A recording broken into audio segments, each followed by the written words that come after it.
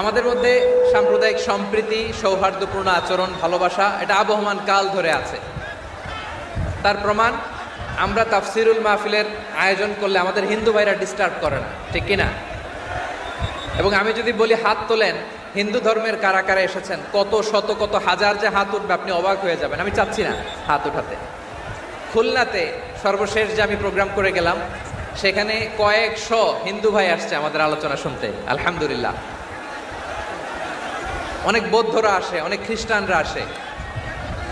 এবার সফরেও অনেক হিন্দু ভাইরা আমার সাথে দেখা করেছে। তারা বলেছে, হুজুর আমরা আপনার আলোচনা শুনি, আলহামদুলিল্লাহ বলেন।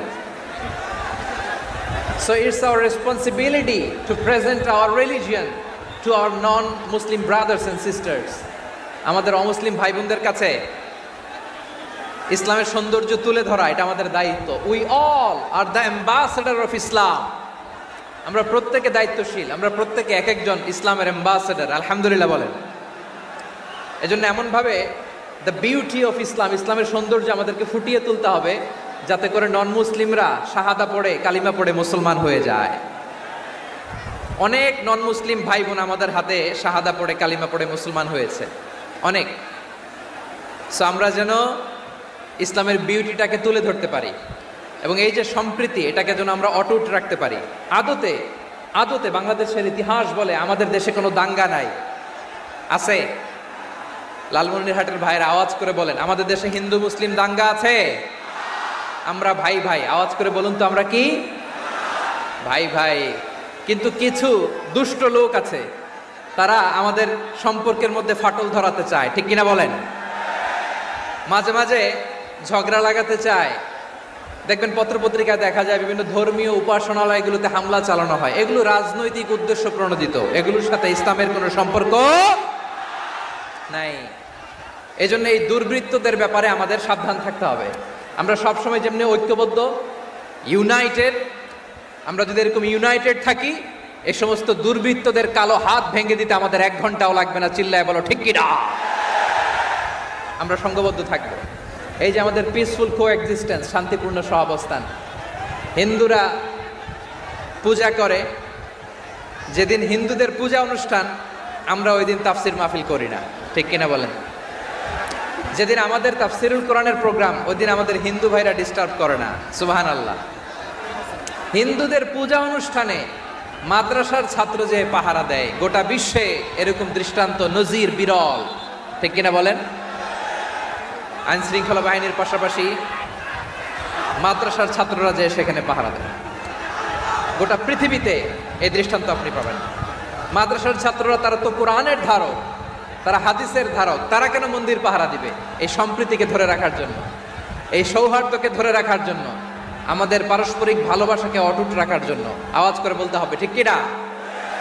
এখন বলেন, আমাদের এই ভালোবাসা অটুট থাক, আমরা চাই কি চাই না? আমরা হিন্দু মুসলিম মিলেমিশে শান্তিপূর্ণ সহাবস্থান, সাম্প্রদায়িক সম্প্রীতি। লালমনিরহাটের ভাইয়ের আওয়াজ করে বলুন, এই সাম্প্রদায়িক সম্প্রীতি আমরা চাই কি চাই না? আল্লাহ এই দেশকে তুমি বরকতময় করো, বাংলাদেশকে তুমি শান্তিময় করো। আওয়াজ করে সবাই বলেন আমিন। এই জায়গাটাতে সামান্য একটু আওয়াজ হচ্ছিল, এটাও থেমে গেছে, আলহামদুলিল্লাহ আলহামদুলিল্লাহ। এখন একেবারে everything is in my control, মাশাআল্লাহ। ঠিক আছে, আমি মূল আলোচনায় যাই। প্রিয় ভাইরা, আমি বলেছিলাম আমার আলোচনার বিষয় হচ্ছে শান্তিপূর্ণ সহাবস্থান, সাম্প্রদায়িক সম্প্রীতি। আমরা দেখব ইসলাম আমাদেরকে কি কি দিক নির্দেশনা দেয়। শান্ত হইতে হবে, খরগোশের কানের মতো কান দুটো আমার দিকে করে রাখেন। আমি এখনো উঠে যাব, হাত নাড়ায় লাভ নাই, আমি উঠে যাব। তাকায় থাকো আর কান খাড়া, আওয়াজ হবে না। হ্যাঁ, মাশাআল্লাহ মাশাআল্লাহ, ঠিক আছে। আমরা দেখব যে রাসূল সাল্লাল্লাহু আলাইহি ওয়াসাল্লাম এই পিসফুল কোএক্সিস্টেন্সের জন্য আমাদের কি শিখিয়েছেন, কি কি গাইডলাইন দিয়েছেন। আমরা 1, 2, 3, 4 করে এগুলো আপনাদের সাথে শেয়ার করব। আমি আপনাদের খেদমতে সূরাতুল আনআমের 108 নম্বর আয়াত তেলাওয়াত করেছি। এখানে আল্লাহ রাব্বুল ইজ্জা ওয়াল জালাল তিনি ইরশাদ করছেন, ওয়ালা তাসুব্বুল্লাযীনা ইয়াদউনা মিন দুনিল্লাহি ফায়াসুব্বুল্লাহা আদওয়াম বিগাইরি ইলম কাযালিকা যায়্যান্না লিকুল্লি উম্মাতিন আমালাহুম সুম্মা ইলা রাব্বিহিম মারজিউহুম ফায়ুনাব্বিউহুম বিমা কানু ইয়ামালুন। রব্বুল আলামিন বলেন, গোলাম ও আমার ইমানদার বান্দারা শোনো শোনো, ও আমার বিশ্বাসী বান্দারা শোনো শোনো, লা তাসুবুল্লাযীনা ইয়াদউনা মিন দুনিল্লাহ ফায়াসুবুল্লাহা আদওয়াম বিগাইরি ইলম। ও আমার বিশ্বাসী বান্দারা, যারা আল্লাহকে ব্যতি রেখে, আল্লাহকে বাদ দিয়ে অন্য উপাস্যকে ডাকে, দেবীর পূজা করে, দেবতাদের পূজা করে, তোমরা খবরদার তাদের গালি দিও না। আওয়াজ করে বলেন, কি দিও না? আল্লাহ বলেন, ও বিশ্বাসীরা শোনো, যারা আল্লাহকে বেছে রেখে দেব দেবীর পূজা করে, অন্য উপাস্যের পূজা করে, তাদেরকে ডাকে, ওই দেবতাদেরকে তোমরা গালি দিও না। যদি ওই দেবতাদেরকে গালি দাও, তাহলে ভুলবশত, শত্রুতাবশত তারা তোমাদের রব আল্লাহকে গালি দেবে, ঠিক কি না? তোমরা যদি তাদের দেবতাদের গালি দাও, ওরা রেগে তোমার আল্লাহরে গালি দিবে, তাহলে আল্লাহরে গালি খাওয়ানোর কারণ হয়ে গেলাম আমি, ঠিক কি না? বলেন।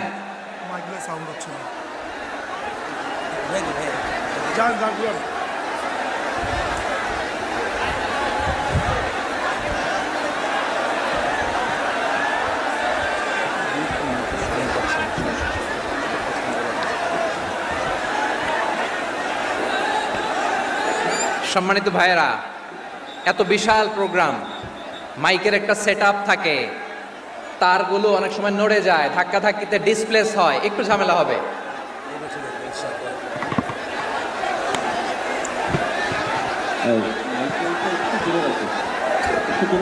ব্যাস ব্যাস ব্যাস, হ্যাঁ ঠিক আছে, ঠিক আছে। একটু একটু সমস্যা হবে মাঝে মাঝে, আপনারা শান্ত থাকলে,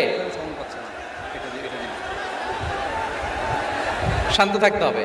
এইভাবে সাউন্ড নাই, এই নাই, এই বলতে বলতে আমার সময়ও নাই, উঠে যেতে হবে, এগুলো বোকামি।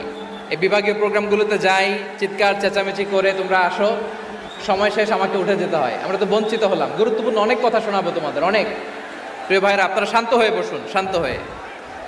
রব্বুল আলামিন বলেন, খবরদার বিশ্বাসীরা, আল্লাহ ছাড়া যারা অন্যান্য উপাস্যদেরকে ডাকে, দেবতাদেরকে ডাকে, তাদেরকে তোমরা গালি দিও না। ওই সমস্ত দেবতাদেরকে যদি তোমরা গালি দাও, তাহলে তারা আল্লাহকে গালি দিবে, ঠিক কিনা বলেন? আমরা দেবতাদের গালি দিলে ওরা আল্লাহকে গালি দিবে।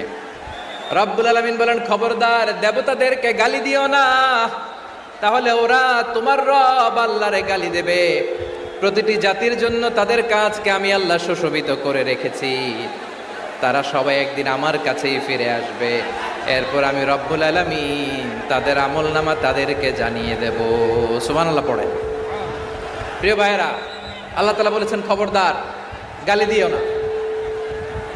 আদেশটা কার? আওয়াজ করে বলেন তো। হিন্দুদের দেবতা দেবদেবীদেরকে গালি দেওয়া যাবে না। আওয়াজ করে বলুন প্রিয় ভাইয়েরা, এই আদেশটা কার? এই আপনাদের গলার আওয়াজ। অন্য ধর্মের দেবতাদেরকে যে গালি দেওয়া যাবে না, এই আদেশটা কার? আরো জোরে বলুন, কার? গালি দিবেন কোন দেবতাকে? দিবেন? যদি দেন, তাহলে ওরা আল্লাহরে গালি দিবে। তাহলে আল্লাহরে গালি খাওয়াইলো কে? আপনি, ঠিক কিনা বলেন?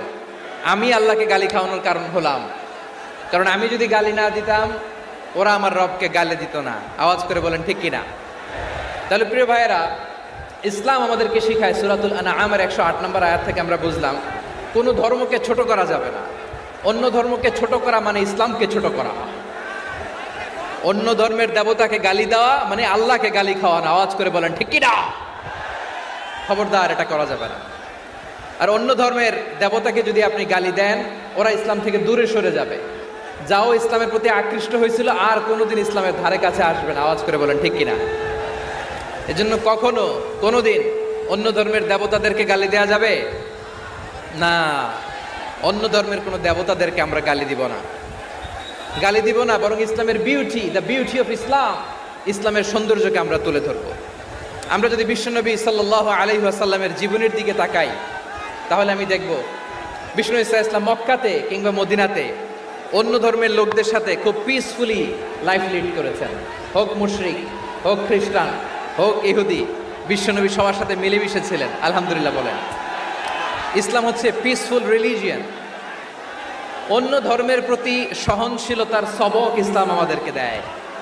কিন্তু প্রতিটি মুসলিমের এটা মনে রাখতে হবে, আল্লাহর কাছে পছন্দনীয় গ্রহণযোগ্য ধর্ম জীবনাদর্শ একটি, সেটা হচ্ছে ইসলাম। আওয়াজ করে বলেন সেটা কি? লালমনিরহাটের ভাইয়েরা আওয়াজ করে বলুন, আল্লাহর কাছে মনোনীত ধর্ম একটি, সেটা কি? এজন্য রব্বুল আলামিন বলেন, ইন্নাদ-দীনা ইনদাল্লাহিল ইসলাম। আল্লাহর কাছে মনোনীত গ্রহণযোগ্য অ্যাকসেপ্টেড ধর্ম মতাদর্শ একটা, সেটা হলো ইসলাম। ইসলাম ছাড়া অন্য কোনো ধর্ম যদি কেউ তালাশ করে, তার ওই ধর্ম আল্লাহ গ্রহণ করবে না। ওমাই ইয়াবতাগি গায়রাল ইসলামি দীনান ফালাই ইউকবালা মিন ওয়া হুয়া ফিল আখিরাতি মিনাল খাসিরিন।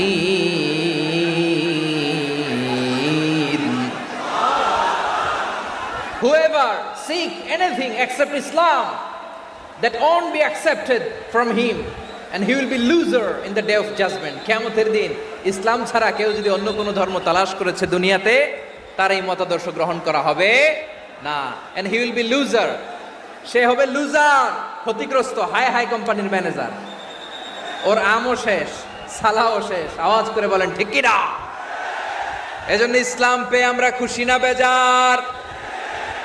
প্রত্যেক নামাজ শেষে আমরা আল্লাহরে বলি, আল্লাহ রাদিতু বিল্লাহি রাব্বা ওয়া বিল ইসলামি দীনা ওয়া বি মুহাম্মাদিন নাবিয়ান ওয়া রাসূলা। ও আল্লাহ, তোমারে রব হিসেবে পেয়ে আমরা খুশি। ও আল্লাহ, ইসলামকে ধর্ম হিসেবে পেয়ে আমরা খুশি। বিশ্বনবীকে আমাদের রাসূল পেয়ে আমরা খুশি। ঠিক কিনা বলেন? ইসলাম ছাড়া অন্য কোনো ধর্ম আমরা গ্রহণ করব না।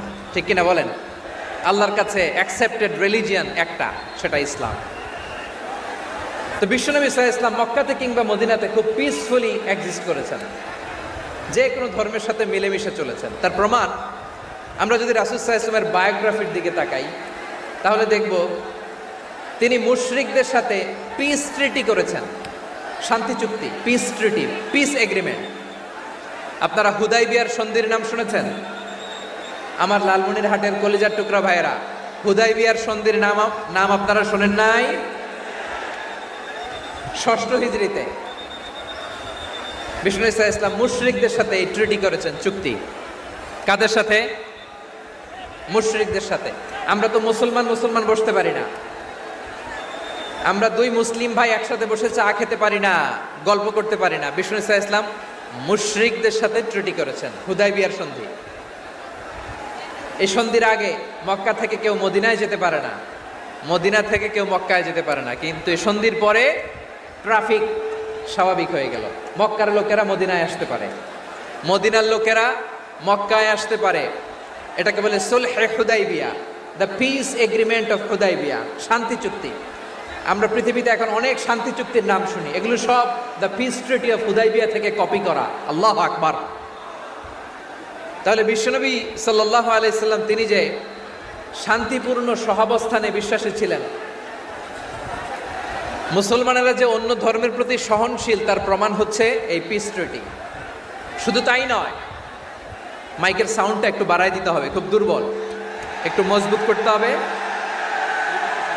আর একটু ক্লিন করতে হবে, আর সবগুলা জায়গায় সাউন্ড যাচ্ছে কিনা একটু ক্রস চেক করতে হবে। হ্যাঁ, পাবেন দিচ্ছে mic operator, he is trying his level best, দিচ্ছে। মাইক অপারেটর যিনি আছেন, প্রতিটি জায়গায় প্রতিটি সাউন্ড বক্সে যেন আওয়াজ পাওয়া যায়, একটু ক্রস চেক করেন, সাউন্ডটাকে একটু স্ট্রং করে দেন। হ্যাঁ, ঠিক আছে, মাশাআল্লাহ। এদিকে তাকান, এদিকে। মক্কার পার্ট গেল, পিস এগ্রিমেন্ট করলেন, শান্তি চুক্তি। বিষ্ণু ইসলাম মদিনায় যে কি করলেন? মদিনায় যে বিষ্ণু ইসলাম মদিনা চার্টার করলেন, মদিনা সনদ, সাহিফাতুল মদিনা, এটার বলে মদিনা চার্টার। যে ওয়েস্টে, ইউরোপে, আমেরিকাতে তারা অনেক চার্টার করে, এই সব চার্টার মদিনা চার্টার থেকে কপি করা। আওয়াজ করে পড়েন সুবহানাল্লাহ। বিষ্ণু সাল্লাল্লাহু আলাইহি ওয়াসাল্লাম মদিনায় গেলেন, মদিনাতে মুসলিম, মুশরিক, ইহুদি এই তিন ধর্মের লোক মিলে সব স্টেক হোল্ডার যারা আছে সবাইকে নিয়ে বিষ্ণু সাল্লাল্লাহু আলাইহি ওয়াসাল্লাম মদিনা চার্টার করলেন, মদিনা সনদ পড়েন সুবহানাল্লাহ। শুধু তাই নয়, মক্কাতে বিশ্বনবী পিস এগ্রিমেন্ট করলেন, শান্তি চুক্তি মুশরিকদের সাথে। মদিনাতে যে বিশ্বনবী মদিনা চার্টার করলেন, মদিনা সনদ করলেন ইহুদিদের সাথে। আবার মদিনাতে বিশ্বনবী ইহুদিদের সাথে পিস ডায়ালগ করলেন, ইন্টারফেথ ডায়ালগ করলেন, আন্তধর্মীয় সংলাপ করলেন, যেই সংলাপের মূল ভিত্তি ছিল তাওহীদ। মূল ভিত্তি ছিল কি? তাওহীদ। বিশ্বনবী ইহুদিদেরকে ডাকলেন, আহ্বান করলেন, قل يا أهل الكتاب تعالوا إلى كلمة سواء بيننا وبينكم ألا نعبد إلا الله ولا نشرك به شيئا ولا يتخذ بعضنا بعضا أربابا من دون الله فإن تولوا فقولوا اشهدوا بأننا مسلمون। সুবহানাল্লাহ পড়েন। বিশ্বনবী মদিনার ইহুদিদের ডেকে বললেন, ও ইহুদিরা শোনো শোনো,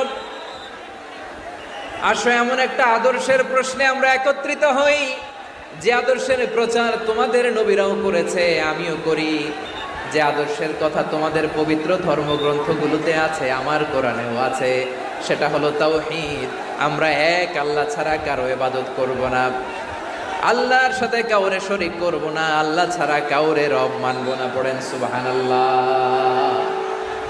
তাহলে আমার প্রিয় লালমনিরহাটের ভাইরা, মদিনাতে যেয়ে তিনি মদিনা চার্টার করলেন, মদিনা সনদ, পিস ডায়ালগ করলেন, শান্তির সংলাপ, ইন্টারফেথ ডায়ালগ করলেন, আন্তধর্মীয় সংলাপ যার ভিত্তি ছিল তাওহীদ। সুবহানাল্লাহ পড়েন। তাহলে অন্য ধর্মের প্রতি সব সময় ইসলাম সহনশীল, টলারেন্স। যদি আপনি দেখতে চান ইসলামের নবী বিশ্ব নবীর দিকে তাকান, ঠিক কিনা বলেন? আমরা তো সংখ্যালঘুদের রাইটস প্রোটেক্ট করার জন্য কত আইন বানাই, কত বৈঠক করি, কত সংবাদ সম্মেলন করি। বিষ্ণু সাল্লাল্লাহু আলাইহি ওয়াসাল্লাম সংখ্যালঘুদের রাইটসের ব্যাপারে, অধিকারের ব্যাপারে যে কথা বলেছেন, শুনলে আপনি অবাক হয়ে যাবেন। বিশ্বনবী বলেন, আলা মান যালামা মুআহাদান আও ইনতাকাসাহু আও কাল্লাফাহু ফাওকা তাআতিহি আও কাল্লাফাহু ফাওকা তাকাতিহি আও আখাযা মিনহু শাইআন বিগাইরি তিবি নাফসিন ওয়া আনা হাজিজুহু ইয়াউমাল কিয়ামা। খবরদার, জেনে রাখো, কেউ যদি কোনো সংখ্যালঘুর উপরে অত্যাচার করে, কোনো সংখ্যালঘুর প্রাপ্য থেকে যদি কেউ কাউকে ঠকায়, সংখ্যালঘুর উপর যদি কেউ কষ্ট দেয়, কোনো সংখ্যালঘুর সম্পদ যদি কেউ জোর করে কেড়ে নেয়, আমি কিয়ামতের দিন বিশ্বনবী ওই সংখ্যালঘুর পক্ষে আর ওই মুসলমানদের বিপক্ষে বাদী হয়ে দাঁড়াবো। সুবহানাল্লাহ বলতে পারলেন না? আল্লাহু আকবার। আপনি নামাজি, আপনি মুসল্লি, আপনি হাজী সাহেব, তাহাজ্জুদ পড়তে পড়তে কপালে দাগ ফেলে দিছেন, আপনার প্রতিবেশী হিন্দু, ভাবছেন আমার তো পাওয়ার আছে, ওর জমিটা দখল করি। বিশ্বনবী বলেন, কিয়ামতের দিন ওই হিন্দুর পক্ষে তোর বিরুদ্ধে আমি বাদী হয়ে দাঁড়াবো। পৃথিবীর কোন ধর্মে এরকম স্টেটমেন্ট পাবেন? পাবেন? আপনি ভাবছেন আপনি নামাজ পড়লে হাজী সাহেব কপালে দাগ ফেলাই দিলে আপনি সেলসেলায় জান্নাতে চলে যাবেন না? খবরদার। বিশ্বনবী বলেন, কোন সংখ্যালঘুর উপর যদি কেউ আক্রমণ করে, তার প্রাপ্য তাকে না দিয়ে যদি তাকে ঠকায়, তার উপর জুলুম করে, তার সম্পদ যদি কেড়ে নেয়, আমি নবী, তুমি মুসলিম হইতে পারো, মুসল্লি হইতে পারো, তার পক্ষে তোমার বিপক্ষে আল্লাহর দরবারে বাদী হয়ে দাঁড়াবো। আচ্ছা লালমনিরহাটের ভাইরা, কথা বুঝতে পারলে আওয়াজ করে উত্তর দেন। বিশ্বনবী যদি কারো বিপক্ষে দাঁড়ায় কিয়ামতের দিন, আই রিপিট, আমি আবারও বলছি, বিশ্বনবী যদি কিয়ামতের দিন কারো বিপক্ষে দাঁড়ায়, ও তো সেলসেলায়া জান্নাতি, তাই না? জান্নাতি না?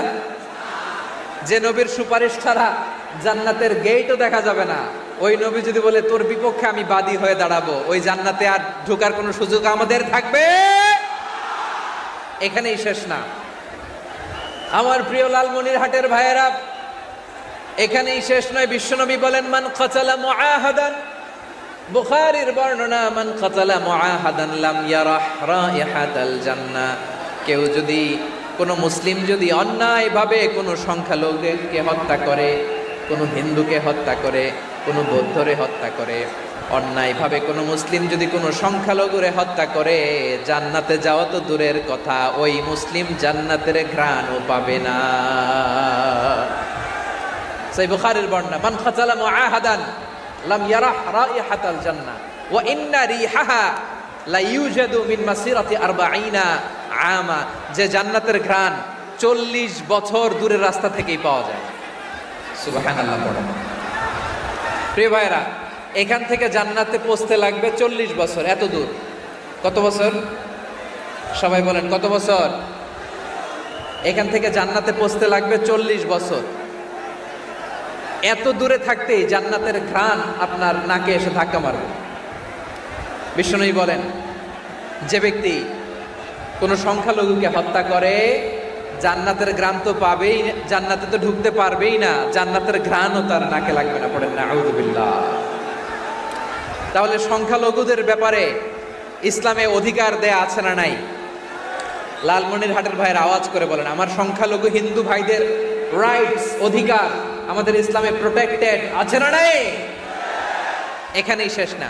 বিষ্ণু ইসলাম আপনার অমুসলিম প্রতিবেশীর সাথে ভালো আচরণ করতে বলেছে।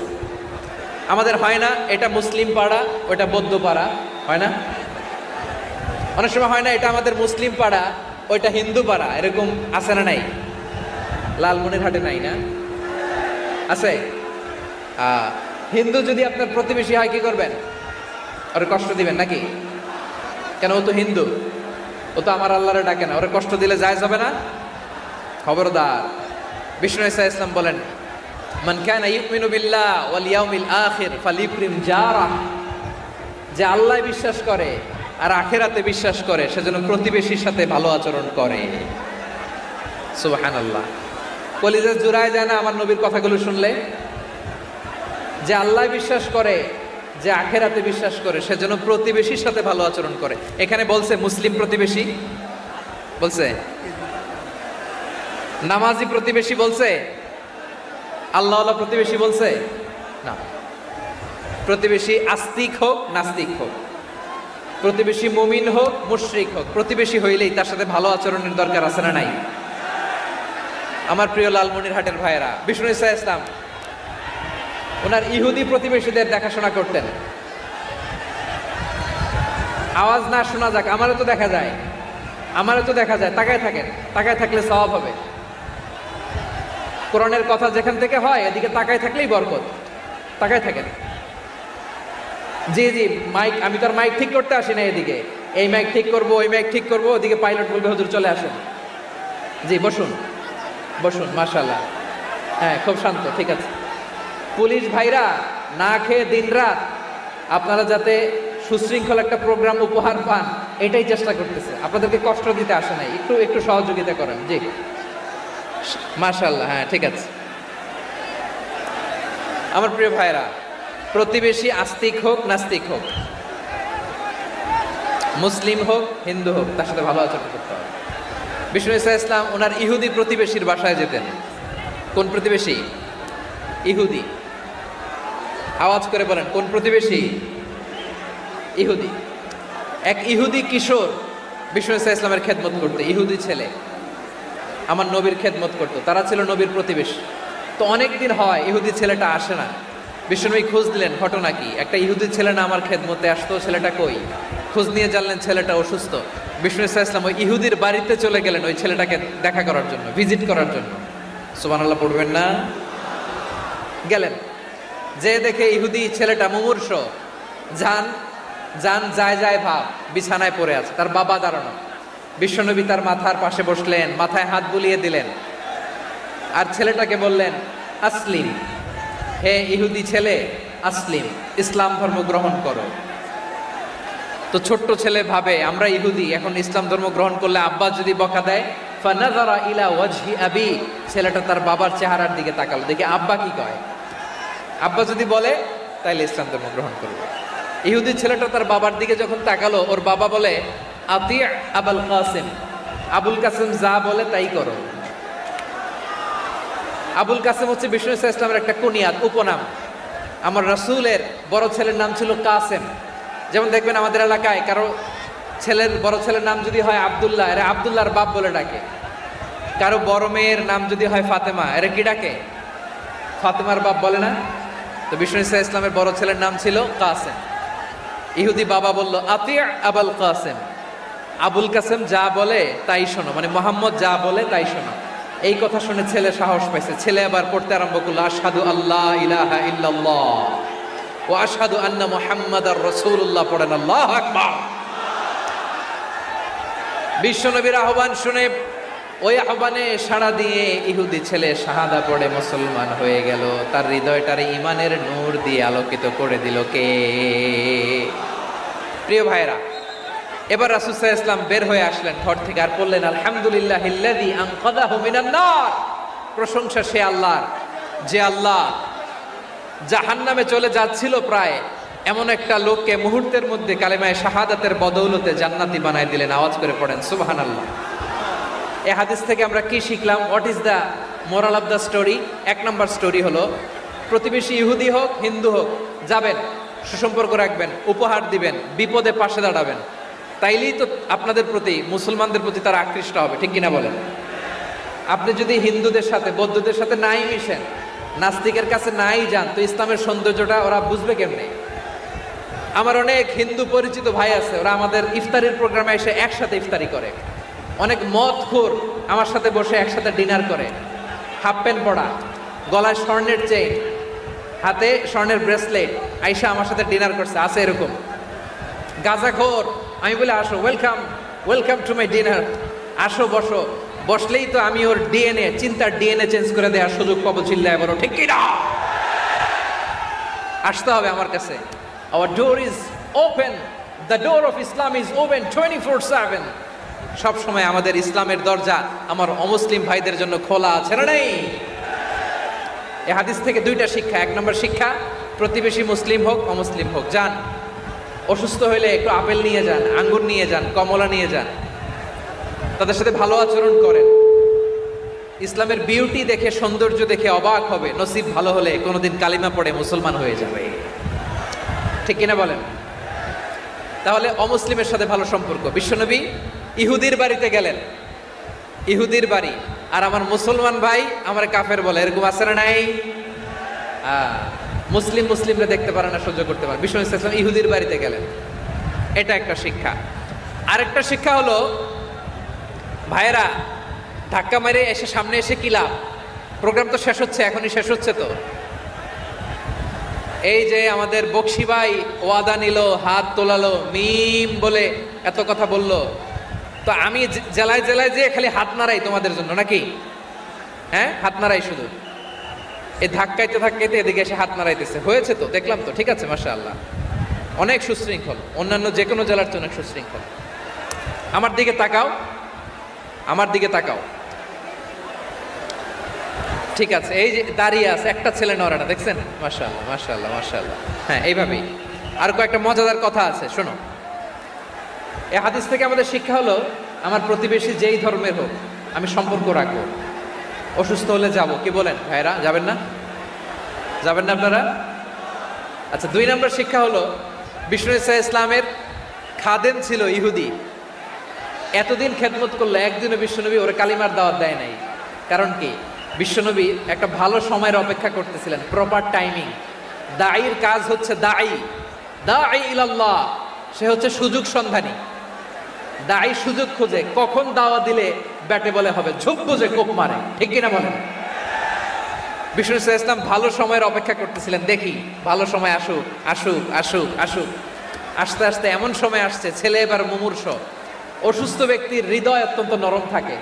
হসপিটালে যখন কেউ যায় তার হৃদয়টা বড্ড নরম থাকে, মৃত্যুর ভয়ে তার অন্তরটা নরম থাকে, ঠিক কিনা বলেন? এই প্রপার টাইমিং এর অপেক্ষা করতেছিলেন। যখনই টাইমিং পেয়েছেন দাওয়াত দিলেন, পড়ো লা ইলাহা ইল্লাল্লাহ, সুবহানাল্লাহ পড়েন সবাই। তাহলে ইসলাম অমুসলিম প্রতিবেশীর সাথে ভালো আচরণ করতে বলে। ইসলাম অমুসলিম মাতা পিতার সাথেও ভালো আচরণ করতে বলে। মাতা পিতা যদি অমুসলিম হয় তারা ফেলে দিতে পারবেন? পারবেন? পারবেন? আমার লালমনিরহাটের ভাইয়েরা, অনেক হিন্দু ছেলে আমাদের হাতে শাহাদা পড়ে মুসলিম হয়, কিন্তু ওর মা মুসলমান হয় নাই, বাবাও হয় নাই, এরকম আছে না নাই? তো ও হয়েছে মুসলিম, মা বাপ হিন্দু, এখন মা বাপ কি বাদ? হ্যাঁ, মা বাপ বাদ দেয়া যাবে? যেই মা আপনার 9 মাস 8 মাস পেটে ধারণ করলো, আপনার মায়ের নার ছেঁড়া ধন, আপনি ওই মারে বাদ দিতে পারবেন?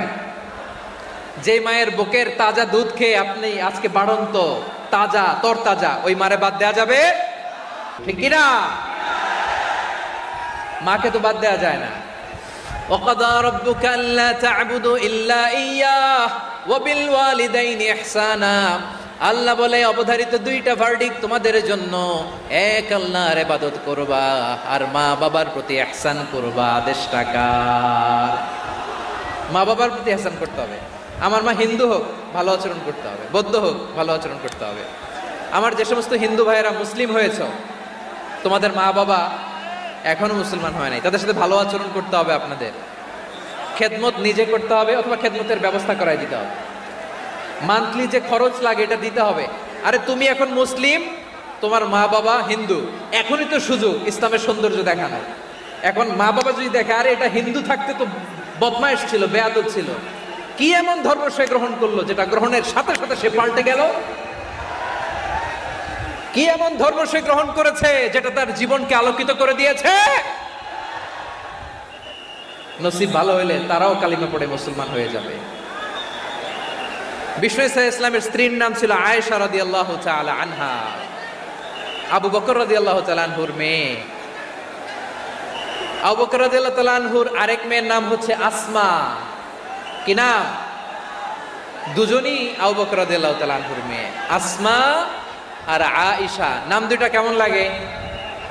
আসমা নামটা কেমন লাগে? আয়েশা নামটা কেমন লাগে? সবার ভালো লাগে নাই? নাম দুটো আপনাদের ভালো লাগে? লালমনিরহাটে অনাগত যদি কন্যা সন্তান হয়, যদি মনে চায় আসমা রেখে দিতে পারবেন, যদি মনে চায় আয়েশা রেখে দিয়েন।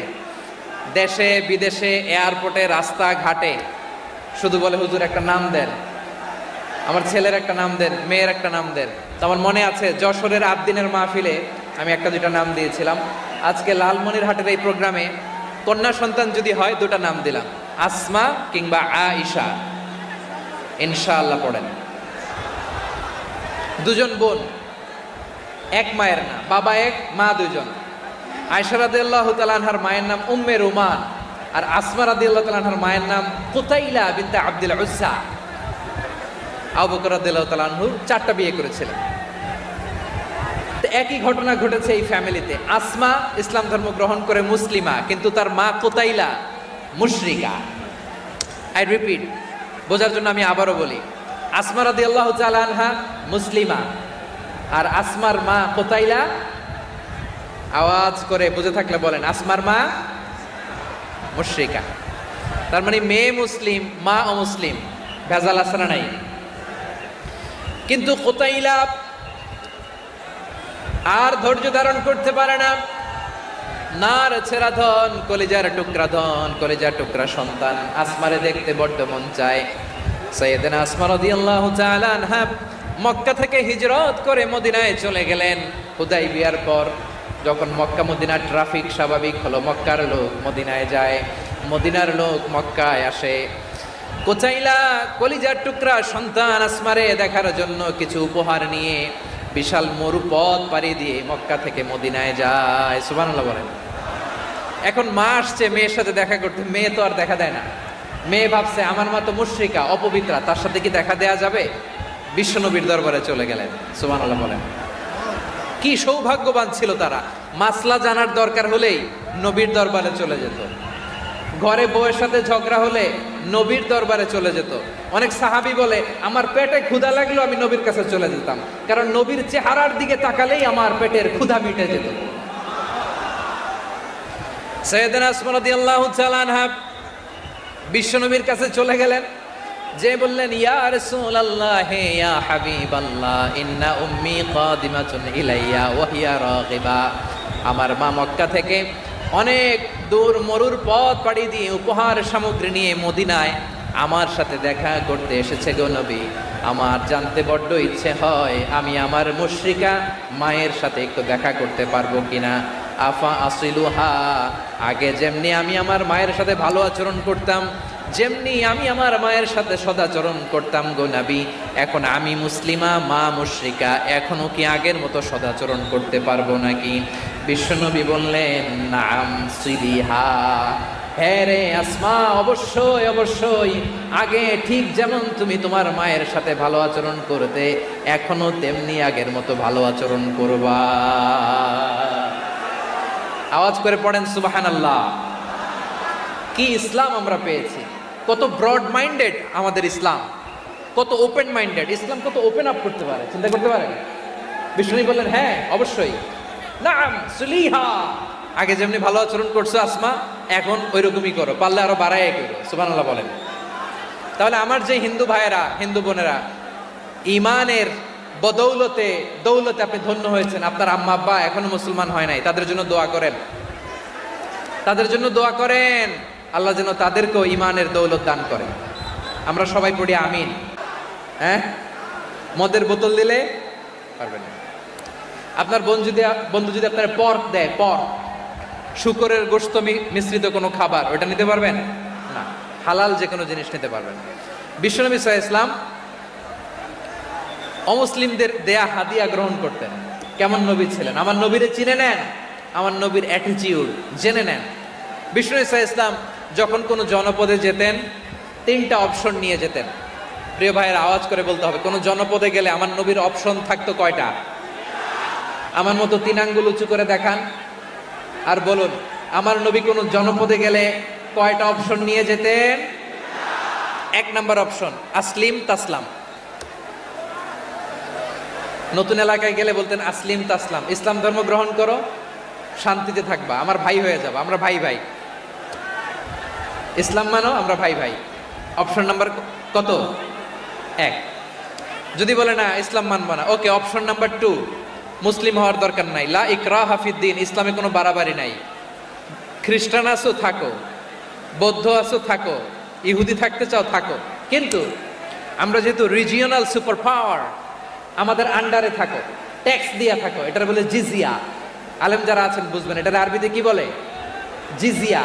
You pay us the tax, we will give you the security.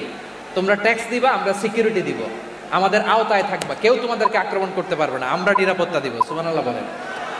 এটা অপশন নাম্বার কত? আচ্ছা, বুঝে থাকলে বলেন, 1 নাম্বার অপশন কি ছিল? ইসলাম। ইসলাম মানো, শান্তিতে থাকবা, ভাই ভাই, আমরা ভাই ভাই। অপশন নাম্বার 2, ট্যাক্স দাও, আমরা নিরাপত্তা দিব, মুসলিম হওয়া লাগবে না। এখন 1 নাম্বারও মানে না, 2 নাম্বারও মানে না, মুসলিম হব না, ভালো, খ্রিস্টান থাকো, ট্যাক্স দাও, আমরা সিকিউরিটি দিব না, এটাও মানি না। বিষ্ণু বলেন, তাহলে তলোয়ার আমাদের আর তোমাদের মাঝে ফয়সালা করবে। মুসলিমও হবে না, ট্যাক্স দিবা, নিরাপত্তা দিব, আমরা সুপার পাওয়ার, আমাদের আন্ডারে থাকবে, এইটাও না। তাহলে তোমাদেরকে তো আমরা বিশ্বাস করতে পারি না, কখন না কখন বিশ্বাসঘাতকতা করো, কার সাথে মিলে হাত মিলাও, তলোয়ার আমাদের মাঝে ফয়সালা করবে। তখন তিনি জেহাদের সশস্ত্র সংগ্রামের ঘোষণা দিতেন। সুবহানাল্লাহ পড়েন। দেখেন, পশ্চিমারা জেহাদকে এইভাবে চিত্রায়িত করে না। ওরা জেহাদ বলতে বোঝায় তলোয়ার, হাত কাটো, গলা কাটো, না। জেহাদ সশস্ত্র সংগ্রাম 3 নম্বরে। অধিকাংশ ক্ষেত্রেই বিশ্বনবীর সুন্দর আচরণ দেখে, আরে আমার নবীর যে নুরানি চেহারা, অনেকে তো কেবল সিরেফ চেহারাটা দেখেই কালিমা পড়ে মুসলমান হয়ে গিয়েছে। যারা মুসলিম হয় নাই, তারা তাদের ইসলামেই বলবৎ ছিল, ট্যাক্স দিয়ে ইসলামের আন্ডারে ছিল। যারা এটাও মানে নাই, ওইটাও মানে নাই, তাদের বিরুদ্ধে জেহাদ। বিষ্ণু ইসলাম 7ম হিজরিতে যখন খায়বার বিজয়ের পরে ইসলাম রিজিওনাল সুপার পাওয়ার হিসেবে আত্মপ্রকাশ করলো, বিশ্বনবী চিঠি লিখলেন অন্যান্য সুপার পাওয়ারের কাছে, রাষ্ট্রীয় চিঠি লেখে এক রাষ্ট্রপ্রধান আরেক রাষ্ট্রপ্রধানের কাছে। ঠিক কিনা বলেন? জানেন না আপনারা? এই যে 24-এর ছাত্র নাগরিক অভ্যুত্থানে, এই অভ্যুত্থান যখন শুরু হয়, আমি তখন সাউথ আফ্রিকাতে, একটা স্ট্যাটাস দিয়েছিলাম, কোটা নয় গোটা দেশ সংস্কার করা লাগবে। শুধু বাংলাদেশ নয়, সারা বিশ্বের বাংলা ভাষাভাষী লোকেরা এই আন্দোলনের সাথে সমর্থন তারা করেছে, এটাকে সাপোর্ট করেছে, তারা সমর্থন দিয়েছে। আমাদের ইউনাইটেড আরব আমিরাতের বাংলাদেশি ভাইয়েরা তারা সেখানে রাস্তায় নেমে এসেছিল, জানেন? ওইখানে ডেমনস্ট্রেশন করা যায় না, সেখানকার সরকার তাদেরকে যাবজ্জীবন দিয়েছিল। তখন আমাদের এই যে প্রধান উপদেষ্টা ডক্টর মোহাম্মদ ইউনূস সরাসরি G2G বলে, এটারে G2G, government to government, G2G, উনি চিঠি লিখলেন যে তাদেরকে, ইউর হাইনেস, হে সম্মানিত আমির, আপনি আমার এই চিঠির কারণে আমার সম্মানে এই 53 জন বাংলাদেশিকে মাফ করে দেন। এই চিঠির বদৌলতে বেকসুর খালাস পেয়ে গিয়েছিল আমাদের ভাইরা, জানেন না এই ঘটনা আপনারা? তাহলে গভর্নমেন্ট টু গভর্নমেন্ট চিঠি দেওয়া হয়। সপ্তম হিজরিতে বিষ্ণু ইসলাম সব সুপার পাওয়ারের কাছে চিঠি দিলেন, রোমান সম্রাটের কাছে, পারস্য অধিপতির কাছে, মিশরের অধিপতির কাছে, সবার কাছে চিঠি লিখলেন।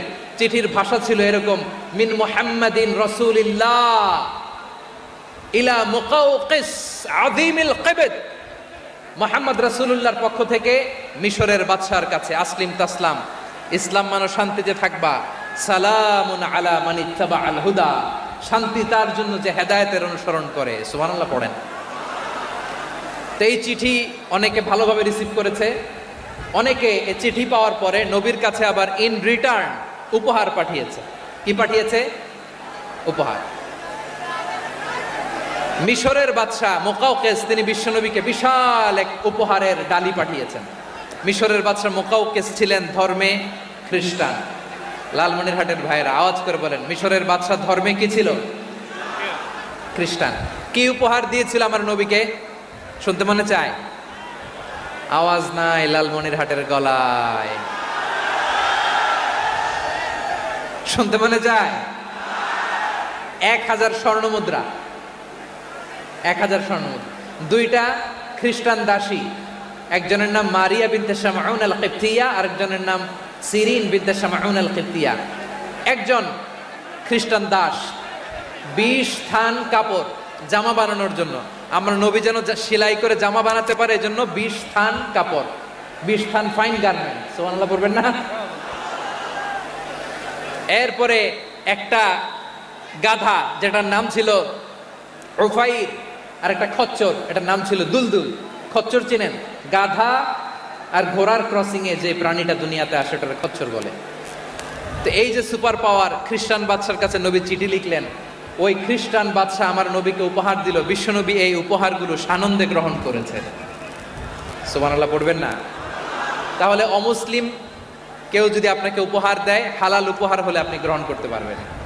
অনুরূপভাবে পারস্যের বাদশা, রোম সম্রাট বিশ্বনবীকে উপহার পাঠিয়েছেন। আমার নবী সবগুলো উপহার, গিফট গ্রহণ করেছেন। সুবহানাল্লাহ বলেন।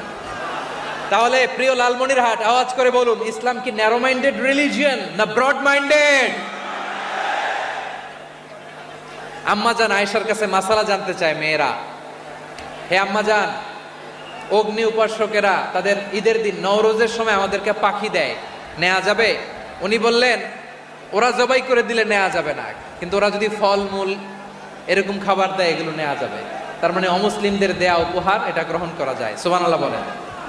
শুধু তাই নয়, বিষ্ণু ঈসা ইসলাম অমুসলিমদের সাথে আর্থিক লেনদেনও করেছেন, ফিনান্সিয়াল ডিলিং করেছেন। অমুসলিমদের সাথে প্রয়োজনে আপনি ফিনান্সিয়াল ডিলিং করতে পারবেন। আমরা প্রায় দেখি বাজারের মিষ্টির দোকানগুলো আমার হিন্দু ভাইদের। লালমনিরহাটে মিষ্টির দোকান, দইয়ের দোকান কারা চালায়? হিন্দুরা চালায় না?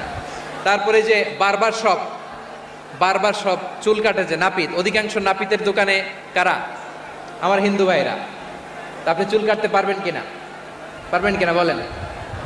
পারবেন। তার দোকান থেকে দই মিষ্টি কিনতে পারবেন কিনা?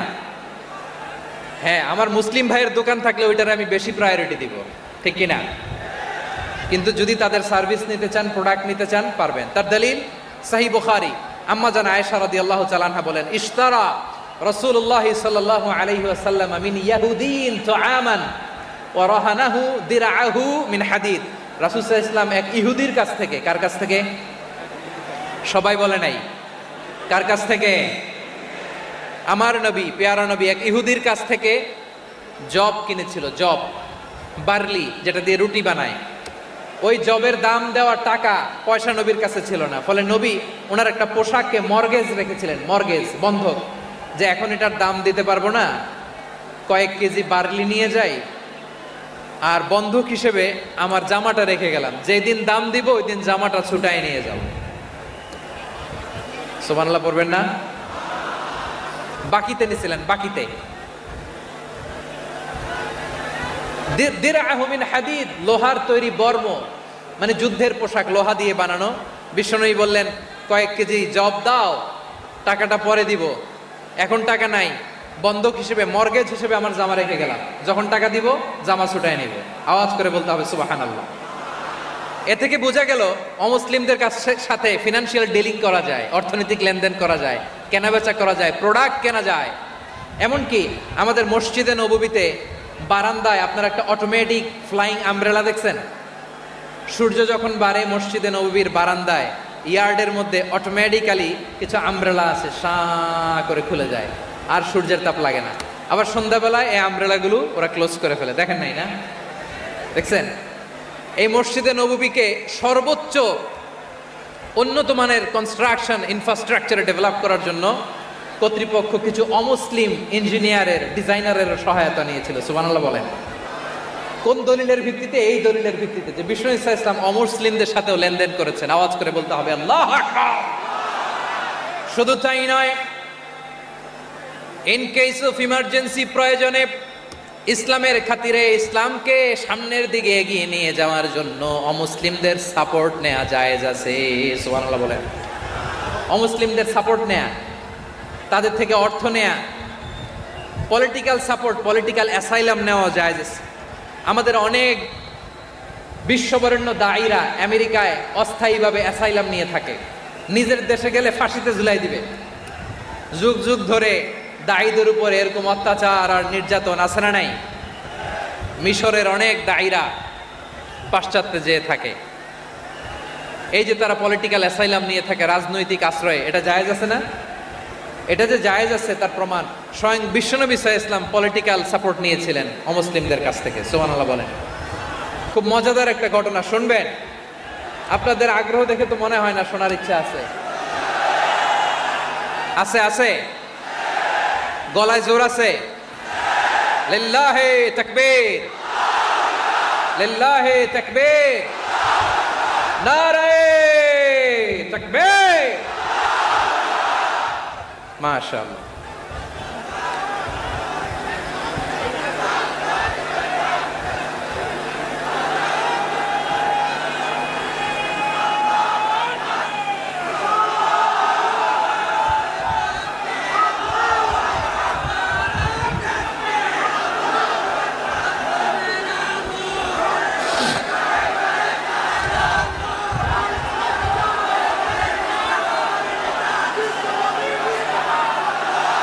মাশাআল্লাহ মাশাআল্লাহ। থামুন থামুন আমার ভাইরা। বিশ্বনবীর বয়স তখন প্রায় 51 বছর। কত বছর? বিশ্বনবীর সবচেয়ে কাছের মানুষ খাদিজা রাদিয়াল্লাহু তাআলা আনহা ইন্তেকাল করেছেন। বিশ্বনবী বড্ড কষ্ট পেলেন, হৃদয়টা ভেঙে খান খান।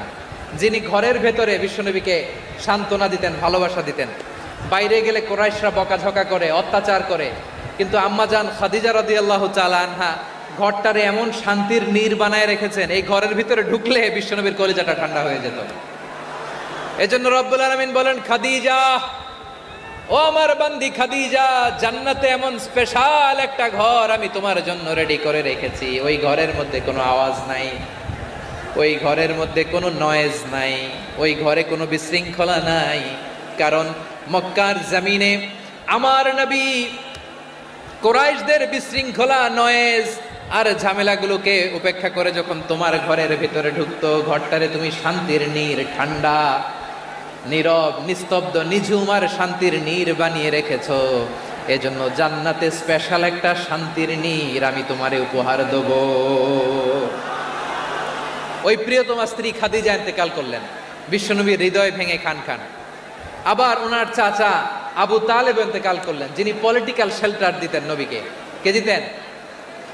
আবু তালেবের ভয়ে, বিশ্বনবীর এই চাচার ভয়ে কোনো মুশরিক নবীর গায়ে হাত দেওয়ার সাহস পায় নাই। এখন স্ত্রীও নাই, চাচাও নাই, নবীকে আশ্রয় দেওয়ার কেউ নাই, নবীর চারদিকে অন্ধকার। নবী এখন কই যাবেন? আমার পেয়ারা নবী নতুন স্টেশন খুঁজতেছেন, নতুন দাওয়াতি প্ল্যাটফর্ম খুঁজতেছেন। তিনি যায়েদ বিন হারেসা রাদিয়াল্লাহু তাআলা আনহুকে নিয়ে মক্কার পাশের একটা নেইবরিং সিটি তায়েফে চলে গেলেন। কোথায় চলে গেলেন? লালমনিরহাটের ভাইয়ের আওয়াজ করে বলেন, কোথায় গেলেন? তায়েফে চলে গেলেন দিনের দাওয়াত দেওয়ার জন্য। কি দেওয়ার জন্য? নাকি জমি কিনতে গেছিলেন? জমি কিনতে? দুনিয়ার যশ খ্যাতির জন্য? নিজের কোনো লাভের জন্য? তায়েফবাসীদেরকে জাহান্নামের আগুন থেকে বাঁচানোর জন্য। আওয়াজ করে বলতে হবে, ঠিক কি না? বিশ্বনবী বিশাল মরুপথ, পাহাড়ি পথ পাড়ি দিয়ে তায়েফের মরুজমিনে গেলেন কোরআনের দাওয়াত নিয়ে, ইমানের দাওয়াত নিয়ে। কিন্তু তায়েফের লোকেরা বিশ্বনবীর দাওয়াতকে শুধু প্রত্যাখ্যান করেই থামে নাই, তারা বিশ্বনবীর সাথে অত্যন্ত খারাপ আচরণ করেছে। বিশ্বনবীকে শারীরিকভাবে হেনস্থা করেছে, আমার নবীকে শারীরিকভাবে অত্যাচার করেছে, আমার পেয়ারা নবীর গায়ে পাথর মেরেছে, বিশ্বনবীর গা বেয়ে ঝরঝর করে রক্ত ঝরেছে, নবী জামিনের মধ্যে লুটিয়ে পড়েছেন, আবার মেরেছে, আবার নবী হাঁটতে শুরু করলেন, পেছন থেকে আবার মেরেছে, আবার নবী রক্তাক্ত হয়ে জামিনের মধ্যে লুটিয়ে পড়লেন, আবার মেরেছে। বিশ্বনবীর মতো এত সুশ্রী মানব, বিশ্বনবীর মতো এত শুভ্র মানব, বিশ্বনবীর মতো এমন চমৎকার দেহাবয়ব দিয়ে রব্বুল আলামিন কাউকে বানান নাই। এরকম চমৎকার মানুষটাকে তারা তায়েফের ওই জমিনে রক্তাক্ত করেছে। বিশ্বনবী দুনিয়ার কোনো স্বার্থের জন্য সেখানে যান নাই, নিজের কোনো লাভের জন্য, প্রাপ্তির জন্য যান নাই, তায়েফবাসীদের জাহান্নামের আগুন থেকে বাঁচাতে গিয়েছেন। ঠিক কিনা বলেন? খেয়ে না খেয়ে দিন প্রচারের কাজে নিজেকে দিয়েছ বিলিয়ে, তায়েফের কাফিরেরা চিনল না সে আলো, দুষ্ট ছেলেদের পিছু দিল লেলিয়ে, পাথরের আঘাতে ক্ষত বিক্ষত হয়ে সারা শরীর থেকে রক্ত ঝরে। হে রাসূল তোমাকে ভুলি আমি কেমন করে, হে রাসূল তোমাকে ভুলি আমি কেমন করে। পারেন না আপনারা? ধরুন আমার সাথে, হাজার ব্যথা বেদনার পরে ফিরে আসনি তুমি আপন ঘরে, দিনের আলো তুমি ছড়িয়ে দিতে চলে গেলে মদিনায় মক্কা ছেড়ে। হে রাসূল তোমাকে ভুলি আমি কেমন করে, হে রাসূল তোমাকে ভুলি আমি কেমন করে। ঠিক কিনা বলে? প্রিয় ভাইরা, তায়েফের ছেলেরা নবীকে রক্তাক্ত করলো। আমার নবী কই যাবে? কই যাবে? মক্কায় জায়গা নাই, তায়েফে জায়গা নাই। তায়েফ থেকে ভারাক্রান্ত মন নিয়ে আমার নবী মক্কায় ফিরে আসলেন। বিশ্ব নবী মক্কায় ঢুকতে পারেন না। মক্কার মরুভূমির দিকে তাকিয়ে, উপত্যকার দিকে তাকিয়ে বিশ্বনবী ধা ধা করে কাঁদেন, ঝরঝর করে। নবীর চেহারা মুবারক থেকে চোখের পানিগুলো বেয়ে বেয়ে পড়ে। আমার জন্মস্থান, আমার শৈশব, কৈশোর, যৌবন কেটেছে এই মক্কায়, আমার এলাকায় আমি ঢুকতে পারি না। বিশ্বনবী মক্কার অনতি দূরে দাঁড়িয়ে জায়েদকে পাঠালেন, জায়েদ যাও দেখো কেউ আমাকে সাপোর্ট করার মতো আছে কিনা, যাও অমুকের কাছে যাও। জায়েদ গেলেন, তারাও প্রত্যাখ্যান করে ফিরিয়ে দেয়। বিশ্বনবী বললেন যাও অমুক লোকের কাছে যাও, তিনিও প্রত্যাখ্যান করে ফিরিয়ে দিলেন। কেউ বিশ্বনবীকে আশ্রয় দিতে রাজি হয় না। নিজ জন্মভূমিতে বিতাড়িত বিশ্বনবী, সর্বশেষ বিশ্বনবী বললেন যাও মুতঈম ইবনে আদির ঘরে যাও। মুতঈম ইবনে আদি মুশরিক, তার কাছে যাও। গেলেন, মুতঈম ইবনে আদি রাজি হয়ে গেল। সুবহানাল্লাহ বলেন।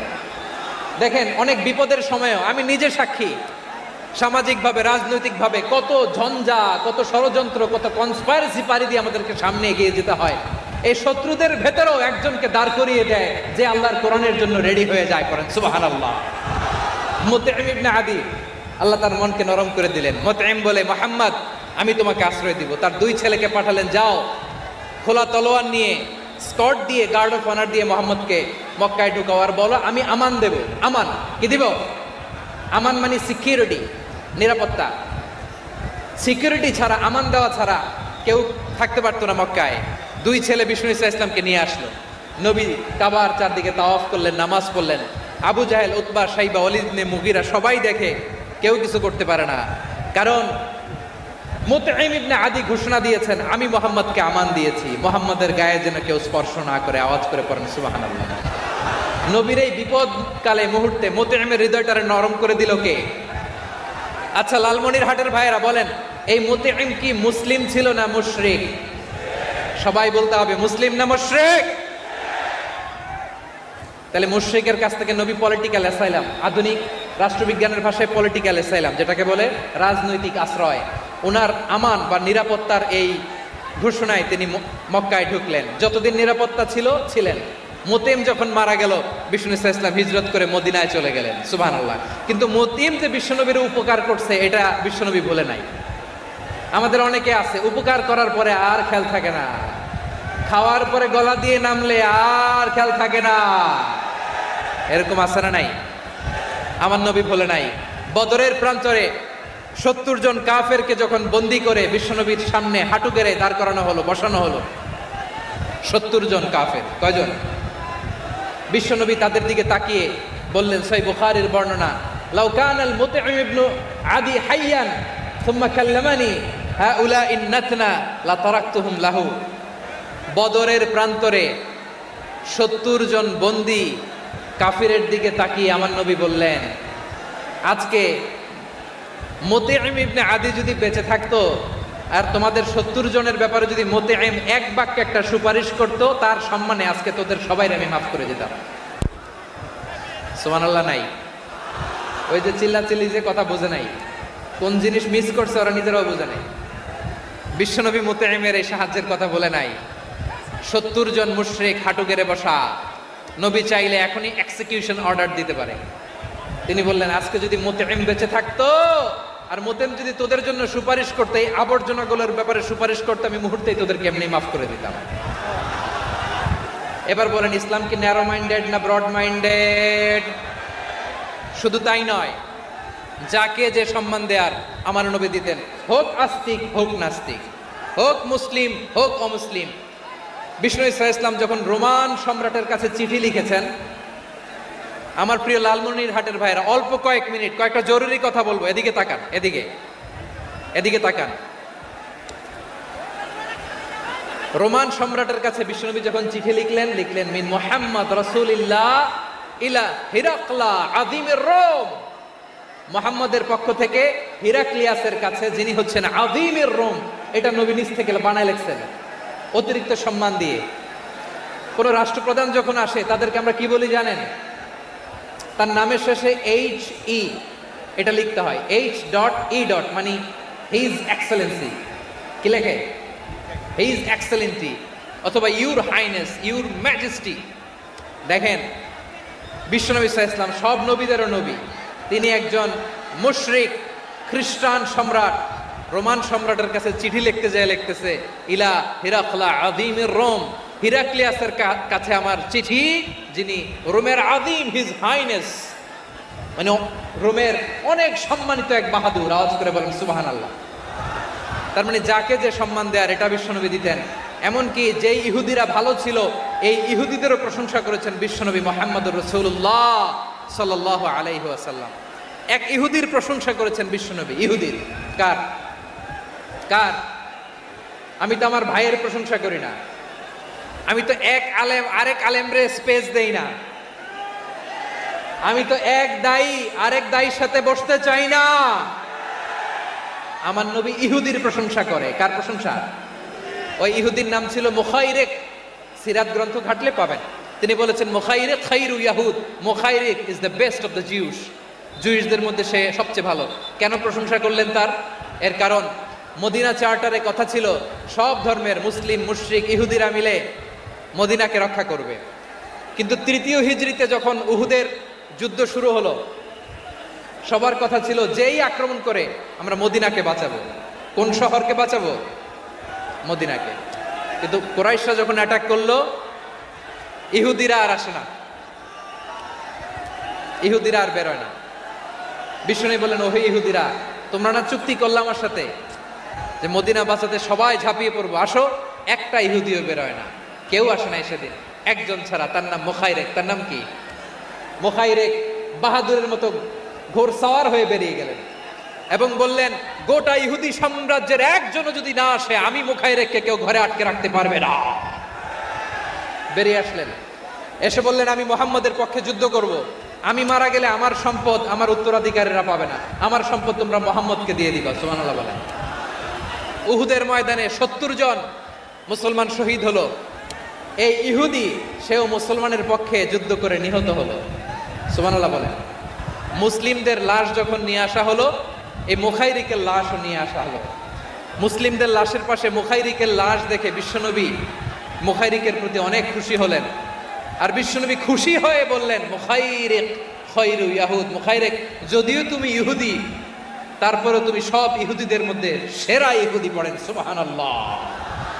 আমার নবী ইহুদিকেও সম্মান দিতে কার্পণ্য করে নাই। আওয়াজ করে বলেন আল্লাহু আকবার। প্রিয় ভাইরা, এবার সর্বশেষ আওয়াজ করে বলেন, ইসলাম কি ন্যারো মাইন্ডেড নাকি ব্রড মাইন্ডেড? সবাই বলেন, ন্যারো মাইন্ডেড না ব্রড মাইন্ডেড? এজন্য অমুসলিম হইলেই তারা আমাদের শত্রু নয়। শত্রু কারা? এই লালমনিরহাটের ভাইয়েরা শোনেন, শত্রু কারা?